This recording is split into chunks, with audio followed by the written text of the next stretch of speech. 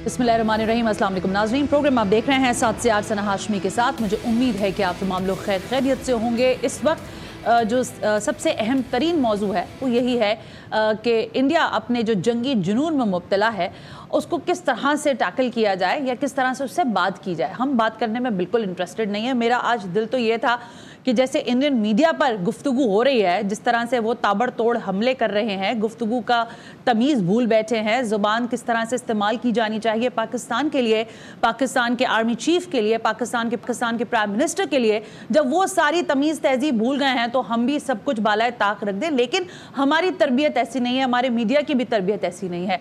लेकिन हमारे army chief का नाम तो पूरी दुनिया जानती है कि उनका नाम है जनरल आसिम मुनीर। आप उनके नाम से खौफजदा हैं, उनके काम से भी आप खौफजदा हो जाते हैं। वो आपको ख्वाबों में आकर डराते हैं, वो एक खौफनाक सपना बनकर आपके ख्वाबों में आ रहे हैं। हमारे वज़ीर आज़म के बारे में भी आपके ख्यालात किसी से ढके छुपे नहीं हैं। लेकिन ये सब कुछ जो आपने पहलगाम के अंदर खुद रचाया है ड्रामा, इसकी अब कलई आहिस्ता आहिस्ता कर कर खुल रही है। आप ही के लोग खुद रवीश कुमार साहब जो एक बहुत अच्छे सहाफ़ी हैं हिंदुस्तान के, वो आपके बारे में बहुत कुछ कह रहे हैं। मैं भी लेटरली प्रोग्राम में वो भी चलाऊंगी। खुद जो लोग शिकार हुए हैं इस अंधोनाक वाक़े के अंदर, पहलगाम के अंदर, हम कंडोलेंस करते हैं उनके साथ। उनके तमाम ख़ानदान चीख पुकार कर रहे हैं और मोदी सरकार से सवाल का जवाब मांग रहे हैं कि मोदी साहब ये बताइए कि वहाँ पर पहलगाम के अंदर जो आपने 1.5 लाख फौजी तैनात किए थे, जब ये दहशतगर्द हमला हुआ तो वो कहाँ सत्तू पीकर सो रहे थे? कोई जवाब नहीं दे रहा है। लेकिन हमने आज ज्वाइन किया है इंपॉर्टेंट शख्सियात ने, जिनसे हम जाहिर है गुफ्तगू करेंगे। ये जो भारत की अपनी है और फिर जो ज़ाहिर वो कोशिश ये कर रहा है कि आबी जंग की तरफ लेकर जाए, फिर इस मामले को और बढ़ा चढ़ा कर पेश करे, क्या हो सकता है नियर फ्यूचर के अंदर। मुझे ज्वाइन करने जा रहे हैं ब्रिगेडियर रिटायर्ड गजनफर अली साहब। ब्रिगेडियर साहब, बहुत बहुत शुक्रिया कि आपने वक्त दिया। सबसे पहले उनसे गुफ्तगू का आगाज़ करेंगे। लेटरली ज्वाइन करेंगे मोहम्मद अली दुर्रानी, सीनियर सियासतदान है। एंड लास्टली हमें ज्वाइन करेंगे फवाद चौधरी, आप भी सीनियर सियासतदान है। मोहम्मद अली दुर्रानी साहब मेरे साथ ही मौजूद है वाई स्काइप। दुर्रानी साहब, thank you very much sir. अस्सलाम वालेकुम, बहुत बहुत शुक्रिया आप तमाम शख्सियात का वक्त देने के लिए। दुर्रानी साहब, आपकी तरफ मैं आती हूँ। ज़रा मैं ब्रिगेडियर साहब से गुफ्तगू का आगाज़ करना चाहूँगी। ब्रिगेडियर साहब, ज़ाहिर हमारे यहाँ कौमी सलामती की मीटिंग होती है और हम बिल्कुल दो टोक मौक़िफ़ इख्तियार करते हैं कि तुम क्या हम पर उंगलियाँ उठाओगे या हमसे बातचीत करने से इनकारी होगे, हम खुद भी इंटरेस्टेड नहीं है। लेकिन ये जो आबी जंग की बात कर रहा है हिंदुस्तान, इसको पहले ज़रा आप डिफ़ाइन करेंगे कि किस तरह से ये इंटरनेशनल लॉज की भी खिलाफ वर्जी पर उतर आया है। गो के हमने देखा कि कश्मीर के अंदर 370A की खिलाफ वर्जी की पूरी दुनिया खामोश रही, लेकिन आपको लगता है कि इस मामले पर भी दुनिया खामोश रहेगी? बहुत बहुत शुक्रिया सना। बिस्मिल्लाहिर्रहमानिर्रहीम। पहली बात तो ये है कि जिसको तकलीफ होती है आवाज वो उठाता है, दुनिया खुद ब खुद आवाज नहीं उठाती। तो दुनिया तो जिस वक्त तक पाकिस्तान इस इशू को इंटरनेशनल फोरम पे आश्कारा नहीं करेगा, एक एक्सपर्ट की कमेटी डिटेल करके जो चीज़ की जो असासियत है उसको समझती हो, उस वक्त दुनिया ऑटोमेटिकली इसके ऊपर कोई अटेंशन पे नहीं करेगी। दूसरी बात, ये जो इंडस वाटर ट्रीटी है, इसका बैकग्राउंड और इसकी जो इम्पोर्टेंस है वो दोनों मुल्कों के लिए वेस्टर्न ईस्टर्न रिवर्स के हिसाब से बहुत ज़रूरी है। दुरुस्त है। पहली बात यह है कि भारत ने जो एक फैशिस्ट टेंडेंसी पे, एक डिक्टेटोरियल टेंडेंसी पे, हिटलरिज्म पे चल रहा है और वो मजहब को दहशतगर्दी के लिए इस्तेमाल कर रहा है। जैसे आज नरेंद्र मोदी ने बिहार में तकरीर करते हुए जो पॉलिटिकल रैली थी, उसमें उसने पॉलिटिक्स की बात नहीं की, लोगों की प्रॉब्लम की बात नहीं की। उसने सिर्फ चूंकि इलेक्शन जीतना है, तो उसने एक पहलगाम हमले के हिसाब से लोगों को सबक सिखाने की बात की कि वो जब भी नरेंद्र मोदी और उसकी हुकूमत प्रॉब्लम में, पॉलिटिकल प्रॉब्लम में फंसते हैं, तो वो पाकिस्तान का जो कार्ड है वो इस्तेमाल करते हैं। अब चूंकि आपने एक पर्टिकुलर सवाल किया है जो इंडस वाटर ट्रीटी के हवाले से है, तो उसमें ये जान लीजिएगा कि इंडस वाटर ट्रीटी जो है ये एक बैनुल अक़वामी एग्रीमेंट है और ये एग्नेक्स्चर है, ये एग्रीमेंट जो उस लोन का जो वर्ल्ड बैंक ने पाकिस्तान को देने का वादा किया था डैम्स बनाने के लिए। अब इसके अंदर 3 पार्टीज हैं, एक पाकिस्तान है, इंडिया है और तीसरा जो है वो इंटरनेशनल बैंक ऑफ रिकंस्ट्रक्शन है जो वर्ल्ड बैंक के अंदर आता है। और उसके अगर आप क्लॉजेस को उठा के पढ़े तो उसके अंदर बड़ा क्लैरिटी से ये लिखा हुआ है कि ये जो मामला है इसमें अगर कोई भी दोनों मुल्कों के दरमियान तलखी या कोई चीज आएगी तो उसको आप ये नहीं लिखा कि आप बाहमी बातचीत से सेटल करेंगे, उसमें लिखा है then you will move to some third party for arbitration. और आर्बिट्रेशन के लिए थर्ड पार्टी जो है वो इंटरनेशनल बैंक ऑफ रिकंस्ट्रक्शन है या वर्ल्ड बैंक है। पहली बात तो ये है। दूसरी बात, और ये आर्टिकल 5 है, आर्टिकल 5 की क्लॉज 5 है जिसके अंदर ये मेंशन किया हुआ है। दूसरी बात है, इसको रिवोक नहीं किया जा सकता। अब भारत ने इसकी वायलेशन में रावी के ऊपर थीम डैम बना लिया, जेलम के ऊपर उड़ी 1 और उड़ी 2 बना लिया, कृष्ण गंगा के ऊपर, रिवर के ऊपर कृष्ण गंगा डैम, जो वायलेशन है इंडस वाटर ट्रीटी की। अब ये हमारी पैसिवनेस है, हमारी इनसेंसिटिविटी है मुख्तलिफ हुकूमतों की जो माजी में रही है कि उन्होंने इस इशू को। गजनफर साहब, इस पे बात करते हैं कि हमने क्या किया है, लेकिन इस वक्त जो हिंदुस्तान कर रहा है, मैं जरा दुरानी साहब से बात करना चाहूंगी। मोहम्मद अली दुरानी साहब, आपने मैं इसमें ये कहना चाहता था आपको कि एक क्लैरिटी ये होनी चाहिए कि भारत उन डैमों की कंस्ट्रक्शन को कवर अप करने के लिए I got your point Ghazanfar साहब। ऑलराइट, दुरानी साहब, आपका जो दौर रहा है, जिसमें ज़ाहिर जनरल मुशर्रफ के दौर को हम उस एरा को याद करें जिसमें हिंदुस्तान की आंखों में आंखें डालकर हर बात का जवाब दिया गया, और आज भी हम उसी तरह जवाब देने के लिए खड़े भी हैं, तैयार भी हैं। लेकिन ये फरमाइएगा, ये कब तक ये फॉल्स फ्लैग ऑपरेशन इंडिया रचाता रहेगा? हम कब तक दुनिया को दिखाते रहेंगे? क्योंकि वहां पर कीमती जाने गई हैं, इसमें दो राय नहीं है, चाहे 26 की गई है, क्या 28 की गई है, या 1 की गई है। ये मुझे फरमाइएगा कि क्या आज भी यही बात समझी जाए कि नरेंद्र मोदी बिहार का एक इलेक्शन जीतने के खातिर पाकिस्तान पर एक सर्जिकल स्ट्राइक की सोच लेकर के बैठा हुआ है? बिस्मिल्लाहिर्रहमानिर्रहीम। सना, जहां तक नरेंद्र मोदी का और उनके मौजूदा वाकयात पर रिएक्शन है, और माजी में भी जो वो रिएक्शन रहे हैं, हमने भी बहुत से कहे हैं, हम हजारों और लाखों अफराद की जाने जो है नजर पेश की हैं दहशतगर्दी के जुल्म के, और हम पूरी दुनिया में फ्रंट लाइन स्टेट के ऊपर दहशतगर्दी से लड़ते रहे हैं। हमारे जवान, हमारे शहरी में, लेकिन इसका इल्जाम लेके दुनिया के अंदर दहशत फैलाने की कोशिश नहीं की।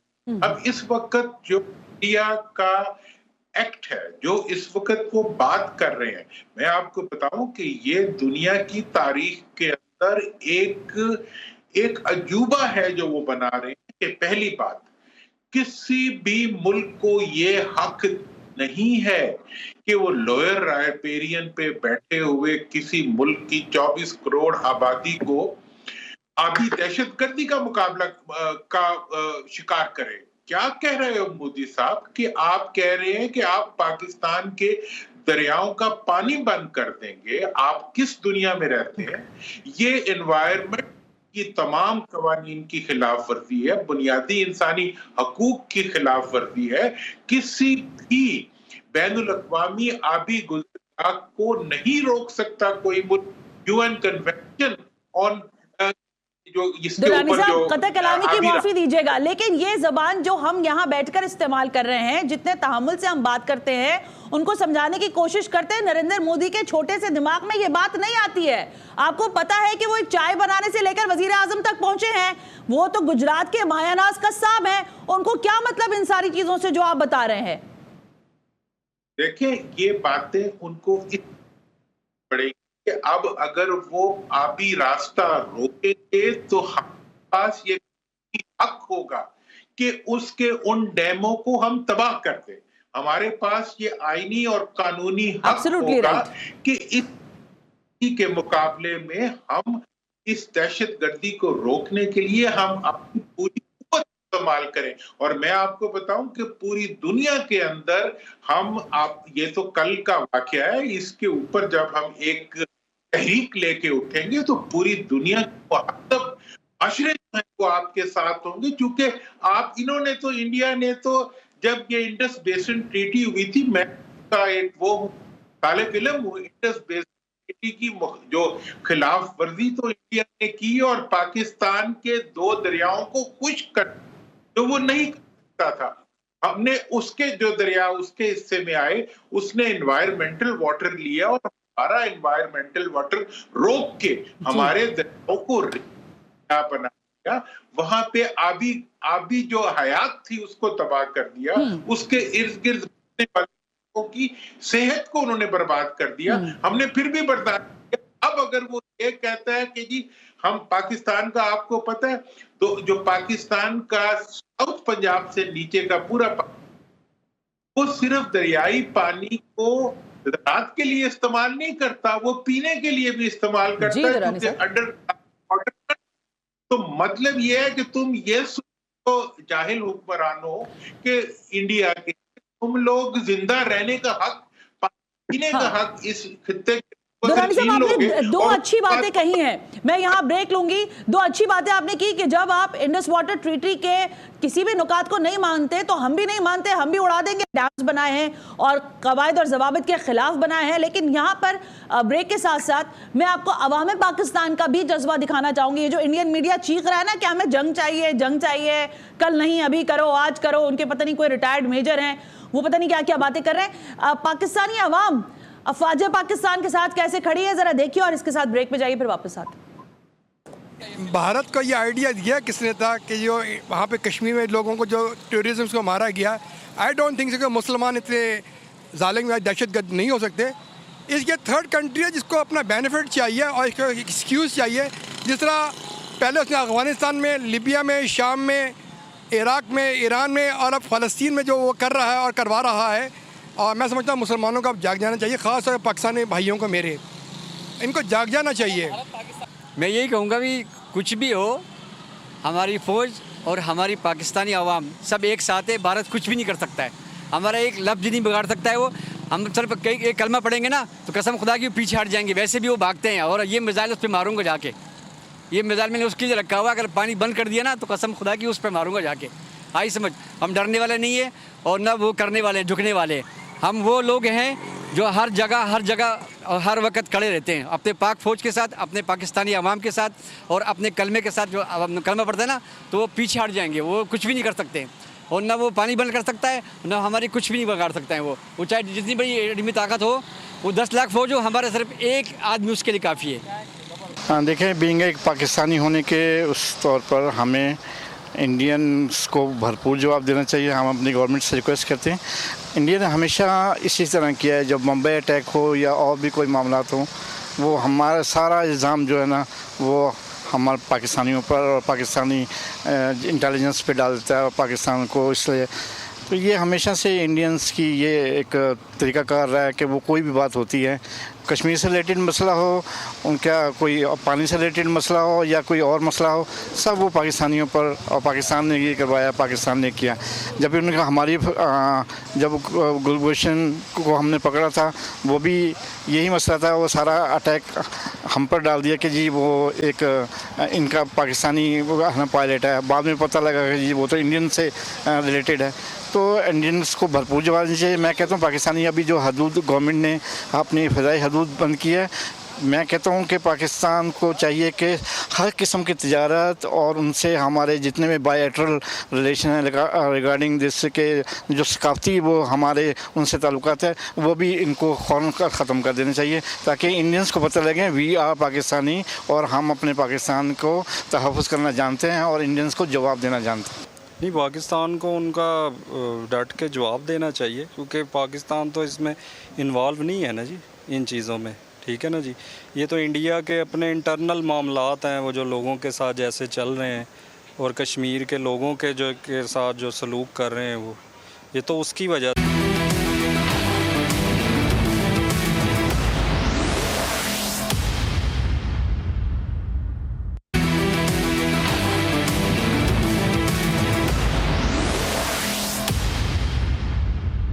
वेलकम बैक नाजरीन, हम ब्रेक पर थे।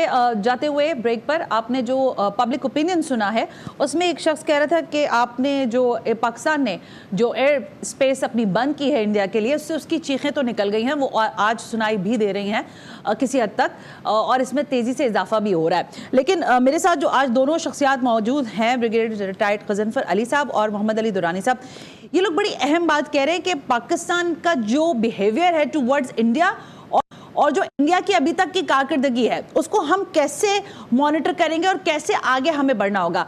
ब्रिगेडियर साहब, ये फरमाइएगा आप कि इस वक्त इंडियन की सरकार या मोदी सरकार तो एक तरफ है, फिर एक इंडिया का मीडिया है, वो जिस तरह से पाकिस्तान को पोर्ट्रे कर रहा है, यानी खुद ही मुद्दई है, खुद ही गवाह भी हैं, खुद ही एफआईआर भी दर्ज करा रहे हैं।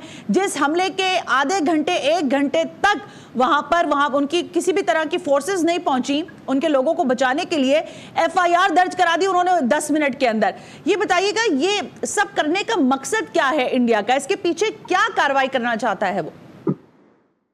सर बड़ा क्लियर है, और ये आज की बात नहीं है, इसके ऊपर हम पिछले 13 साल से बड़ा क्लैरिटी से बातचीत कर रहे हैं कि पाकिस्तान के अंदर जितनी दहशतगर्दी की वारदातें हो रही हैं उसके पीछे इंडिया का बहुत बड़ा हाथ है। और ये मैं नहीं कह रहा, जो इंडिया का नेशनल सिक्योरिटी एडवाइजर है अजीत कुमार डोवाल, उसने ये अपने एक एड्रेस में एक्सेप्ट किया था, बल्कि डायरेक्ट किया था रॉ के ऑफिसर्स को कि पाकिस्तान में जो दहशतगर्दी हो रही है उसमें हम इन्वॉल्व हैं। वहाँ जो लोग लड़ रहे हैं वो रिलीजियसली या किसी तरह पॉलिटिकली मोटिवेटेड नहीं है, वो मर्सनरीज हैं, हम उनको पैसे देंगे और लड़ाएंगे।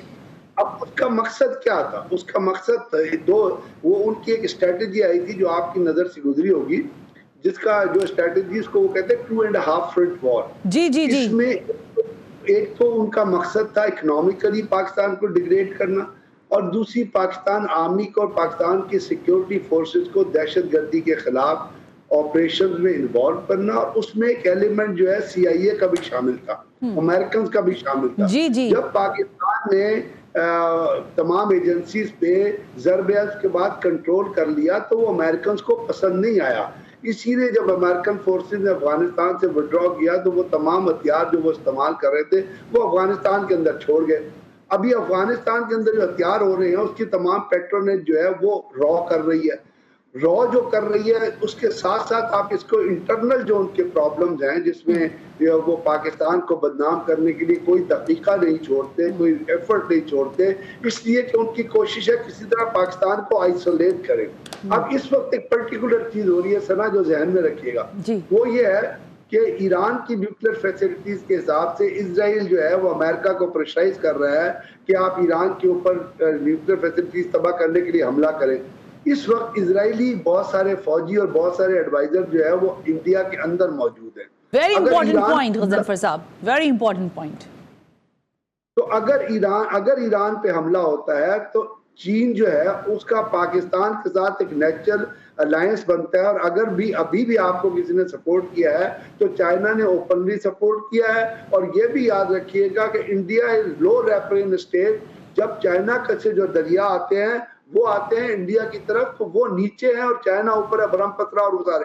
अब इस तमाम सिनेरियो में पाकिस्तान को ईरान की जो बैक पे है तो उसके अंदर टर्मोइल करने के लिए और ईरान के अंदर एक फैसिलिटी जगह हमवार करने के लिए ये टाइम चुना गया है जब अमेरिकन वाइस प्रेसिडेंट जो है वो मौजूद था इंडिया के अंदर। इससे पहले भी जो अमेरिकन प्रेसिडेंट इंडिया में आया था बिल क्लिंटन, तो उन्होंने चिट्टी सिंहपुरा में 38 सिखों को गोली मार के हलाक बिल्कुल ठीक कह रहे हैं, बिल्कुल ठीक कह रहे हैं। ये इनकी हिस्ट्री है, ये इनकी हिस्ट्री है गजनफर साहब, और इसी हिस्ट्री को रिमेन रखा हुआ है उन्होंने, उसमें कोई तब्दीली भी नहीं लेकर आ रहे हैं। मैं बात करना चाहूंगी दुरानी साहब, हाफिज सईद से पहले तकलीफ थी, फिर कहते हैं दाऊद इब्राहिम आपके पास है, अब ये कह रहे हैं इनके कोई मेजर है, मैं जानती नहीं हूँ, पता नहीं रिटायर्ड भी हैं कि नहीं है, फौज में कितना काम किया है नहीं किया है, ये गौरव आर्या करके इनका नाम है, ये पता नहीं क्या क्या बोलते रहते हैं हमारे आर्मी चीफ को, या तो ज्यादा मोहब्बत है इनको आर्मी चीफ से।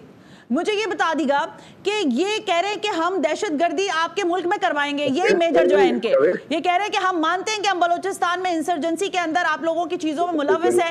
जब ये मानते हैं तो इसका मकसद है कि पूरी दहशतगर्दी इस खित्ते में जो हो रही है उसका सहरा हिंदुस्तान के सर है, वो हमारे सर पर थोप कर क्या साबित करना चाहते हैं? देखिए इसमें अब ये जो अब करंट वाकया हुआ है इसके बाद जो हिंदुस्तान ने हिकमत अमली अख्तियार की है वो खुल के सामने, और वो अब बगैर डिप्टी के वो एक दहशतगर्द स्टेट के तौर पर दुनिया के सामने आ रहे हैं। और उनकी दहशतगर्दी जो है वो सिर्फ और सिर्फ किसी मुसल्लह दहशतगर्दी से आगे बढ़ते हुए अब वो एनवायरमेंटल दहशतगर्दी और अवाम के खिलाफ दहशत के रास्ते के ऊपर आ गए। मतलब पानी को बंद करने का मतलब क्या है कि आप भी दहशतगर्दी कर रहे हैं, दूसरी तरफ दुरानी साहब माजरत दीजिएगा, मैं तो ये कह रही हूँ कि कर दें बंद पानी, 10 दिन करें, 20 दिन करें, अभी मॉनसून आने वाला है, पूरा हिंदुस्तान डूब जाएगा उसी पानी के अंदर, फिर क्या करेंगे? ये पानी कोई अपनी मोहब्बत में हमें नहीं देते, ये अपने बचाव के लिए हमें पानी देते हैं। देखिए, पानी का ये मोहब्बत में दें या बचाव में दें, पानी हमारा है, हम लोअर राइपेरियन पे हैं, पानी पे हमारा हक है और यहाँ की आबे हयात है, यहाँ के समंदर का हक है, यहाँ के इंसानों का हक है कोई। और ये मैं आपको बता दूं कि कल आज अगर जो कुछ पाकिस्तान के ये साथ कर रहा है, कल फिर चाइना इंडिया के साथ करने पे मजबूर होगा, तिब्बत और बाकी जगहों पे। इसलिए जब नाअक्बत अंदेश लीडरशिप मुल्क में आ जाती है, देखिए इंडिया एक सेक्युलर, उसको मोदी साहब जो है वो एक हिंदू एक्सट्रीमिस्ट मुल्क के तौर पर बदलना चाहते हैं। खुद वहां के अवाम उसके इन इकदामात को रेजिस्ट कर रहे हैं, उसकी दहशतगर्दाना रवैये जो है वो हर पढ़ा लिखा इंसान जो हिंदुस्तान में या दुनिया में वो उसके खिलाफ आवाज उठा रहा है और वो रिएक्ट कर रहा है। वक्त मैं समझता हूं कि ये बहुत अहम वक्त है इस वक्त, जहां भी कोई पाकिस्तानी मुल्क से बाहर मौजूद है, जितने गैर मुल्कों में मौजूद पाकिस्तानी हैं, उन्हें सड़कों पे निकल आना चाहिए मोदी की दहशतगर्दी के खिलाफ। उन्हें इस वक्त इसके ऊपर दुनिया को बाखबर करना चाहिए कि भाई इस मतलब एक ऐसा लीडर भी मौजूद है, एक ऐसा हुक्मरान भी मौजूद है जो एक दहशतगर्द है, जो इंसानियत का दुश्मन है। बिल्कुल ठीक है गजनफर साहब, मैं दुरानी साहब आती हूँ, इसी को ब्रेक आगे कर दीजिए, फिर हम आखिर का चंक चाहे छोटा कर देंगे। गजनफर साहब, मैं ये पूछना चाह रही थी, इनके पास राफेल है, इनके पास जो फाइटर प्लेन है, इनका जो मैग है, उसके ऊपर इन्होंने अपनी खुद ही फिल्में बनाई है कि वो तबाह बर्बाद हो रहे थे, चल नहीं पा रहे थे। ये रोजाना बैठकर अपने मीडिया पे कह रहे हैं कि इस्लामाबाद निशाने पर है, कराची निशाने पर है। तो जरा आप बताइए कि हिंदुस्तान के कौन कौन से इलाके हमारे निशाने पर है? गजनफर साहब, सुना, यही तो दहशतगर्दी सिर्फ हथियारों से नहीं होती, अल्फाज से भी दहशतगर्दी होती है। और ये अल्फाज की दहशतगर्दी है जो वो कह रहे हैं कि फलाने टारगेट जो है निशाने पे। इन्होंने कोल्ड स्टार डॉक्ट्रिन बनाई थी ना, तो पाकिस्तान ने उसके खिलाफ क्या किया था? हमने लिमिटेड रेंज के मिसाइल्स बना दिए थे जी। जंग की बात मैं नहीं करना चाहता कि वो जंग की बात बहुत खौफनाक होगी, ये निशानों की बात मैं करना साहब, देखिए मेरी बात सुने, आप ना करें जंग की बात, लेकिन जिस तरह वो कर रहे हैं उनको जवाब तो दें कि भाई तुम्हारा भी अमृतसर हमें पता है कहां पर है, दिल्ली में क्या हो रहा है ये भी हमें पता है, बाकी जगहों का भी हमें इल्म है, आप भी तो जरा बताएं क्या क्या टारगेट पर है वो। उनका मीडिया तो रोज बैठ के हमें लकीरें खींच के बता रहे हैं। मैं यही आपसे अर्ज कर रहा हूँ ना, लेकिन अगर वो बात कर रहे हैं, मैं यही कहने वाला था आपसे, तो फिर हम पूरा हक रखते हैं जी, बिल्कुल रखते हैं, रिटेलिएट भी करने का और इनिशिएटिव भी लेने का। बिल्कुल। अब इसकी प्रैक्टिकल एग्जांपल उस वक्त सामने आ गई थी जब वो 2 कब्जे मार के बालाकोट पे गए थे। फिर पाकिस्तान ने बॉर्डर क्रॉस किया, नौशेरा में उस जगह पे उस ब्रिगेड हेडक्वार्टर में हमला किया जहां इंडियन आर्मी चीफ जो है वो ब्रिगेड कमांडर से ब्रीफिंग दे रहा था, और वो वहां पे जीओसी नॉर्दर्न कमांड भी मौजूद था और जीओसी 15 डिवीजन कमांडर 15 डिवीजन भी मौजूद था। पाकिस्तान ने उस ऑपरेशन रूम को टारगेट नहीं किया, एक आला इखलाकी मियार को सामने रखते हुए। अदरवाइज इंडियन आर्मी चीफ और बाकी लोगों की लाश के चीथड़े भी नहीं मिलने थे, लेकिन क्योंकि हम आला ज़र्फ के मालिक हैं तो हमने इधर उधर बम मार के हम वापस आ गए।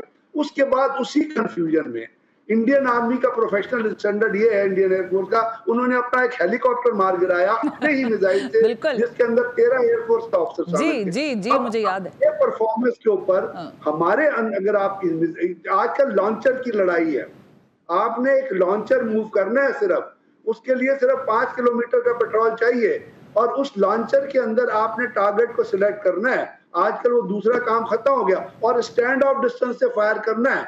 तो अगर हम स्टैंड ऑफ डिस्टेंस से फायर करेंगे, बहुत इंपॉर्टेंट बात की है, रॉकेट लॉन्चर ही काफी होगा, एटमी हथियारों तक की बात पहुंचेगी नहीं और बाकी मामला तक। लेकिन मैं ब्रेक ले रही हूं, ब्रेक से वापस आकर इसी बात को कंटिन्यू करेंगे कि जिस तरह से इंडियन मीडिया पर गुफ्तगू है, अगर ये ना रुकी तो जो जंग आप लफ्जों से कर रहे हैं, और अगर आप खुदा ना खास्ता ये ख्वाहिश रखते भी हैं कि ग्राउंड पर जंग करना चाहते हैं, तो जरा अपने आर्मी चीफ का नाम तो कभी लेके बताएं। आपके मुंह से अपने आर्मी चीफ का नाम ही नहीं मैंने सुना, क्योंकि आपको पता ही नहीं कि वो कौन है। Right after this break.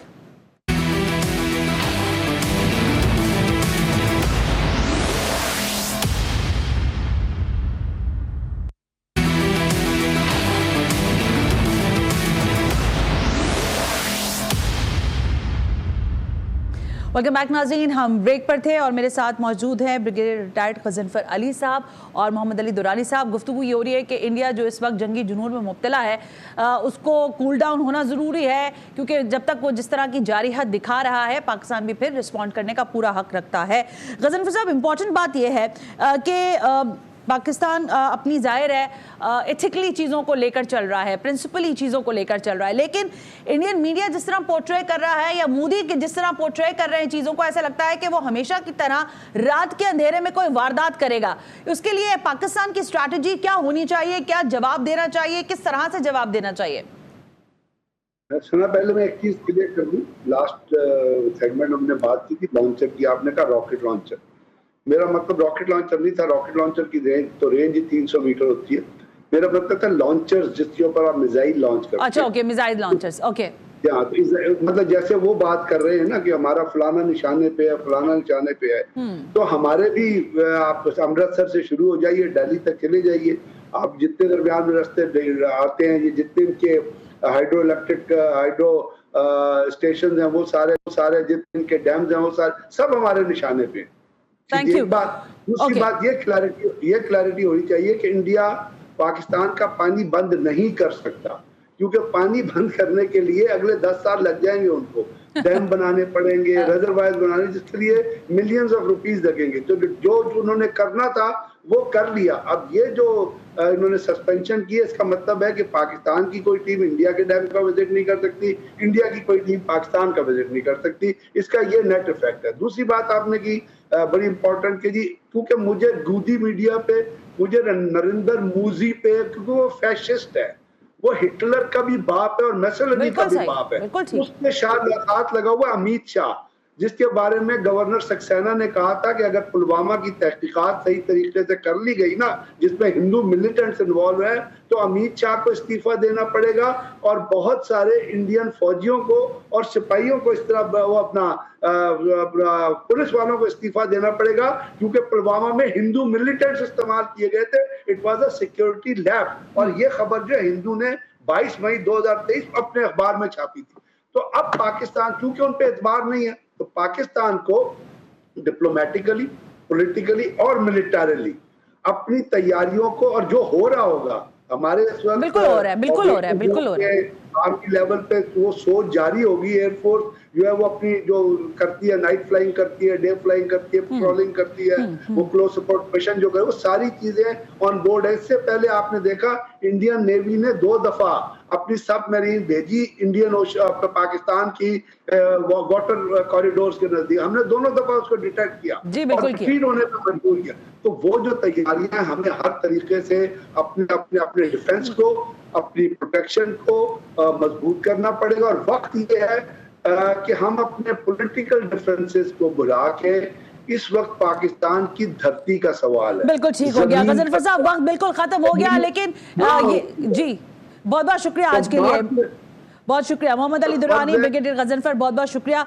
गुफ्तगू जारी थी हमारी इस तमाम तर जो कि इंडिया की जानिब से पहलगाम के अंदर जो एक अफसोसनाक वाक़या हुआ जिसमें 26 लोगों की जानें गईं, लेकिन मैं बहुत सारे जैसे सहाफ़ियों के नाम ले रही हूँ, तो उसमें रवीश कुमार हिंदुस्तान के सहाफ़ी हैं, वो उनको किस तरह से उनके चैनल से निकाला गया, उसकी एक पूरी अपनी हिस्ट्री है, कभी जिंदगी रही तो उस पर बात कर लेंगे, लेकिन वो कुछ कह रहे हैं, जरा सुनाइएगा क्या कह रहे हैं रवीश कुमार। लोगों को समझना चाहिए कि पर्यटकों की हत्या को लेकर ईमानदारी कौन बरत रहा है। आप सरकार से जवाब मांगे बगैर इस घटना को लेकर ईमानदार नहीं हो सकते। सरकार से जवाब मांगना है। हरियाणा के एक लेफ्टिनेंट की बहन जो कि इस पहलगाम वाक़े के अंदर, वो लेफ्टिनेंट जो है वो जान से चले गए, हलाक हो गए, उनकी बहन अपने चीफ मिनिस्टर से क्या सवाल कर रही हैं, दिखाइए। कोई नहीं आया वहाँ पे 1.5 घंटा, वो जिंदा था तब तक, कोई नहीं आया वहाँ पे। अगर होती आर्मी होती तो फिर वो बच सकता था, कोई नहीं आया वहाँ पे, कोई नहीं आया।